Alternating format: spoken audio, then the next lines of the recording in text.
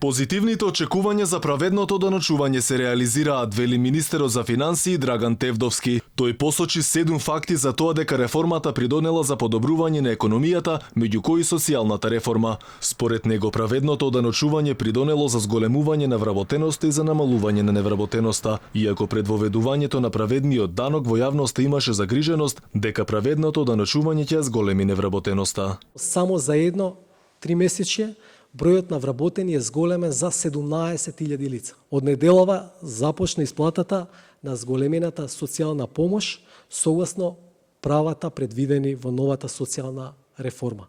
Над 25.000 домакинства добија гарантиран минимален приход. Во делот на вработувањето по воведување на прогресивното оданочување има раст на вработеноста кај младите за 6.000 лица во првиот квартал од годинава. Раст има и кај просечната нето плата во првите 3 месеци од 2019 во споредба со првото 3 месечи од 2018 и тоа за 3,4%, што е повисоко ниво во однос на 7-годишниот просек. Министерот посочи дека од почетокот на годинава има добра наплата на данокот на личен доход или за 17,4% повеќе во споредба со истиот период лани.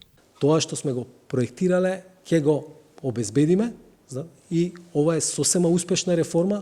Најважното од се, тоа мора да го потенцираме, е дека овие практично пари се користат за сериозно зголемени социјални трансфери и кои што веќе започнаа да се исплаќаат согласно реформата во социјалната заштита.